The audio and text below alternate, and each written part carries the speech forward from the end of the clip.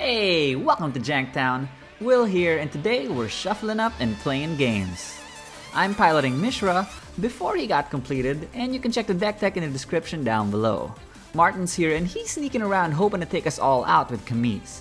Fitz is hammering us with declarations of war with Magus Lucea Kane, and Gyrson's burning the world down with Ghyrson. Time to make your picks, fellas. Who do you think comes out on top?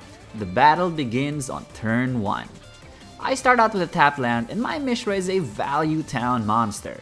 And with all the card advantage, I hope to set up my win cons through either beatdown or combos. Martin plays out an island, and his Kamiz is all about evasion, the monarchy, and the initiative. Things that can all be stolen with combat damage. Wingcrafter comes down for his turn 1 play, and the aggression is online. Fidz plays out an island as Martin adjusts his light because of the glare, and Fidz's deck is an ambush-style aggressive deck, ramping out hard to play big X creatures and dealing big damage out of nowhere. He plays Wayfarer's Bauble to get his ramp started.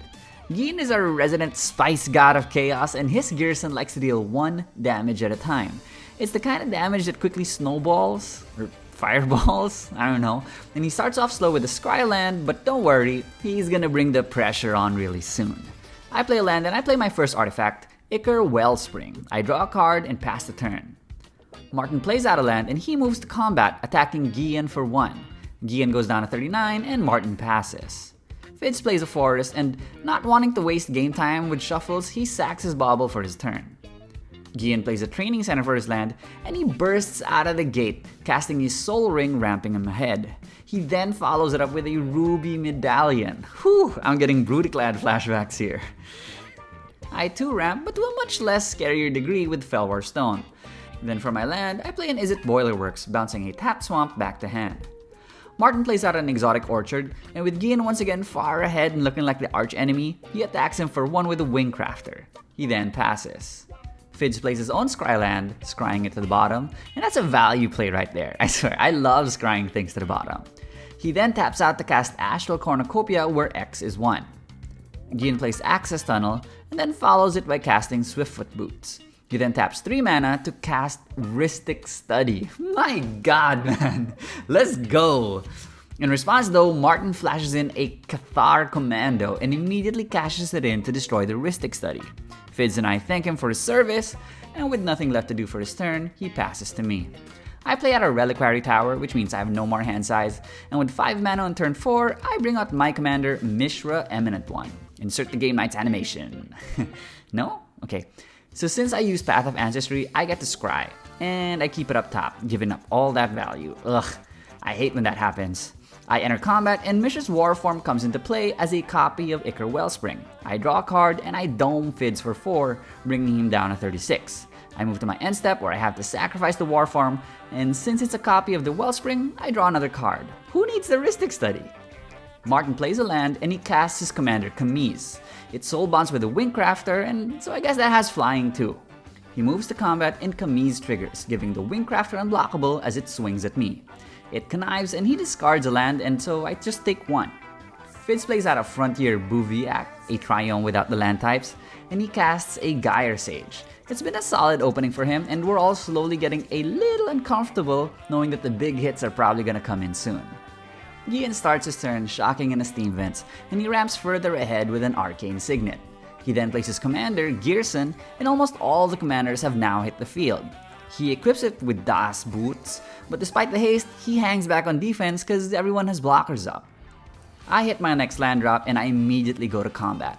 The War Form comes in and copies the Wellspring again, and this time I go with Martin, swinging at him for 4. He takes it, and I move to my second main. I cast Panharmonicon, and having 10 cards in my hand plus the Panharmonicon, yeah, I think I one-seated Ghyn as the arch enemy. I move to my end step where I sack the War Form and I draw another card. Martin plays a Rogue's Passage and he moves to combat, swinging both Kamiz and the Wingcrafter at me. Kamiz makes himself unblockable, and he connives away a land. The Wingcrafter has double strike though, and so in total I get dealt 4 damage. For the second main, Martin plays out an Azure Fleet Admiral, making himself the Monarch. He ends the turn drawing a card for the Monarchy. Fidz plays a Tanglepool Bridge, an artifact land, and the final commander hits the board, Magus Lucea Kane. The Gyre Sage doesn't evolve when she sees him enter because they're both 1/1s. But when he moves to combat, Lucea Kane gives it the counter anyway. He thinks about swinging in to try and steal the monarchy, but he thinks better of it and just passes. Ghyrson plays Sokenzan as his land, and he then casts Curiosity on Ghyrson, creating his own draw engine. He casts Barbed Wire, which means at the beginning of our upkeep, we will now take not 1, but 3 because of Ghyrson's ability. I begin my turn and I take 3, drawing Ghyrson a card. Everyone's eyeing my onboard Warform and Wellspring synergy, but in my hand, I have an opportunity to just end this game right here. I'll need to tap out to play my combo though, and with 3 other blue players on the table, with everyone having untapped blue mana, I don't know, man. I play out a Scryland as I try to get more information on what I should do next, and you know, I don't think I can go for it just yet. My life total is still in the 30s, so I go for the safe play. I cast Padim to give my artifacts hexproof, and I move to combat. Mishra's Warform copies the Wellspring, and I draw 2 thanks to Panharmonicon, and Martin asks me to not steal the Monarch from him? Lol, but I oblige. Anyway, I'm already on pace to draw 4 every turn. I foretell a card, which I always find is fun, because everyone's always curious what it could be. And then I move to my end step, sacrificing the Warform to draw 1 more. On Martin's upkeep, he takes 3 and Ghyrson draws a card. Still, I'm in the arch enemy seat, and he moves to combat, swinging at me with both the Azure Fleet Admiral and Kamiz.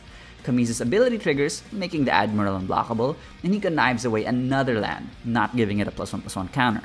Kamiz gets double strike, and I take all 7 damage. Martin moves to his end step to draw for Monarchy, but before the turn passes, Ghyrson casts Needle Drop, dealing me 3 more damage. I take the needle to my eyes and I go down at 22 as Ghyrson goes to draw a card. Before he does so though, Martin flashes in his Fairy Mastermind. Alley-oop! Both Ghyrson and Martin draw, and it's only Fidz who isn't invited to this draw party. No worries though, cause it's his turn next. He takes 3 from the Barbed Wire and draws for his turn.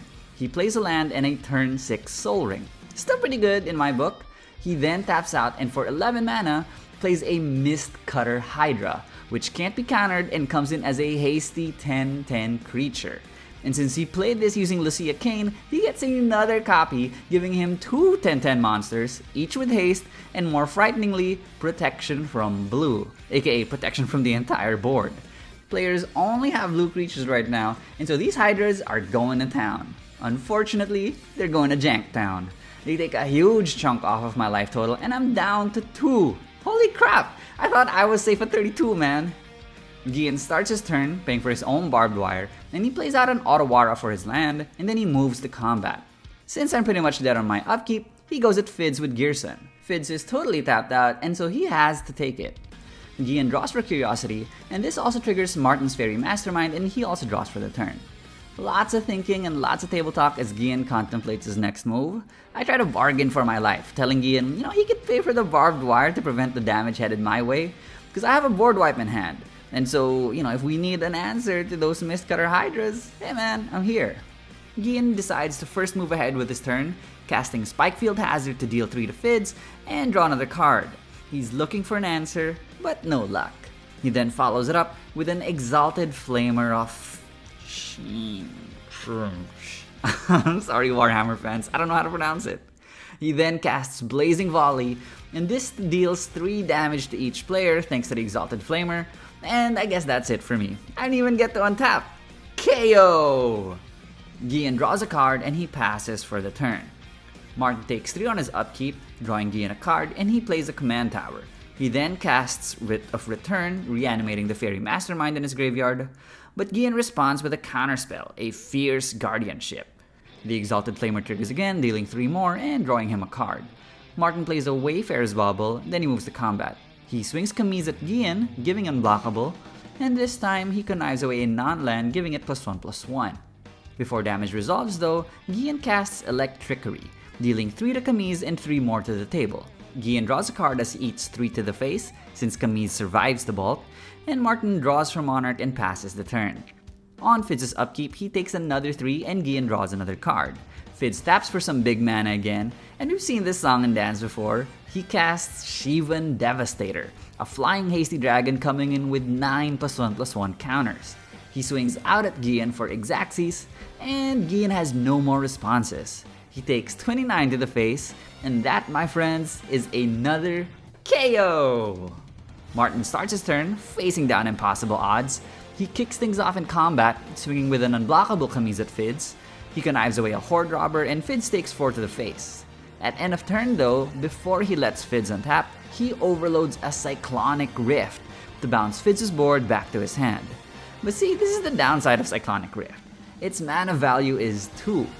Fidz plays a Spell Burst, countering it using an untapped island and a Soul Ring.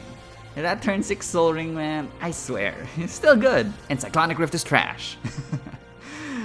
All Fidz has to do is swing out, and he takes the win. And that's it for this episode. Congrats to Fidz and everyone else who picked him in the pregame. I had a blast even if I didn't win. In retrospect, maybe I shouldn't have gone for the safe play and just went for it, but yeah, a good lesson learned. Anyway, really cool seeing Fidz pop off with the hasty big boys, and really cool to see the other guys doing their thing. Now, if you enjoyed it, make sure to let us know by liking, sharing, and subscribing. That always helps out. Stay inspired, friends, and I'll see you next time.